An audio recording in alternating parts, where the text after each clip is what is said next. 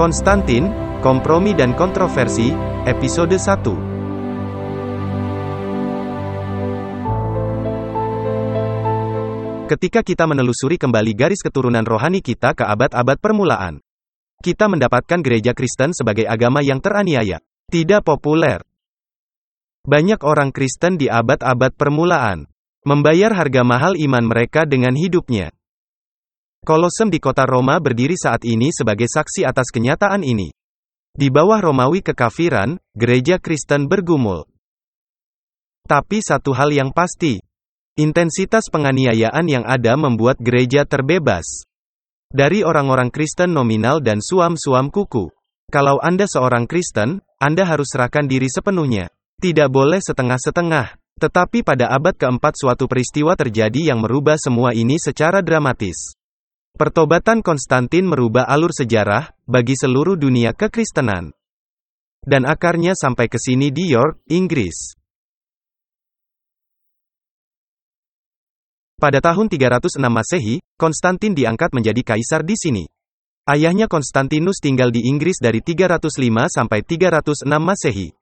Dan Konstantin bersama dia sampai kematiannya. Ia lalu diangkat menjadi kaisar. Tapi itu bukan sebuah perjalanan yang mulus. Ada perebutan tahta kekaisaran dari Licinius dan Maxentius. Dan sebelum peperangan dengan Maxentius lah Konstantin merasa bahwa ia butuh bantuan lebih dari sekedar semua pasukan yang dimilikinya. Jadi dia mencoba mencari bantuan dari Tuhan. Ia percaya melihat salib di langit, dan mendengar perkataan, "Dengan tanda inilah kamu akan menaklukkan." Ia menganggap hal ini sebagai tanda baginya untuk berubah menjadi Kristen. Dan perubahan besar mulai terjadi. Romawi mulai beralih dari kekafiran menjadi kepausan.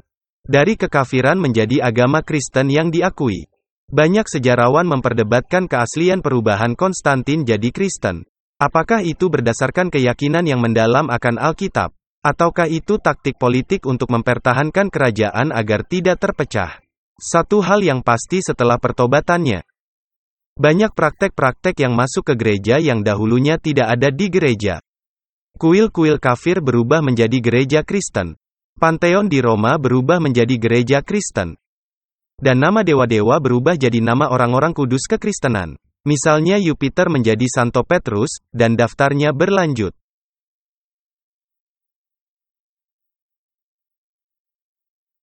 Sementara beberapa orang senang dengan perubahan ini, dan menyambut hilangnya penganiayaan dan mendapatkan status yang baru. Ada banyak orang-orang Kristen di Eropa yang menolak perubahan ini.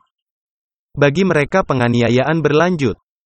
Karena mereka tetap berada di jalur yang berbeda dengan gereja induk. Mereka adalah orang-orang Kristen yang mempertahankan iman murni para rasul, yang diwariskan kepada mereka selama bertahun-tahun. Ada kelompok-kelompok orang yang tersebar di seluruh Eropa, di utara Italia, di selatan Perancis, di gereja Keltik, di sini di Inggris, dan di berbagai tempat lainnya. Alkitab menyebut mereka sebagai jemaat di padang gurun, dalam Wahyu 12 ayat 6 dan 14. Mereka tak selalu yang terbesar, mereka tak selalu yang terbanyak, tetapi Tuhan akan selalu mempunyai sebuah umat yang mengikuti Dia, dan yang setia pada firman-Nya.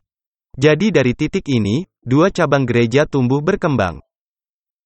Gereja yang diakui, yang terkenal, tetapi gereja berkompromi. Dan yang teraniaya, seringkali gereja lebih kecil tapi adalah gereja murni. Pertanyaannya bagi kita saat ini adalah, jadi bagian yang manakah kita dari antara dua ini?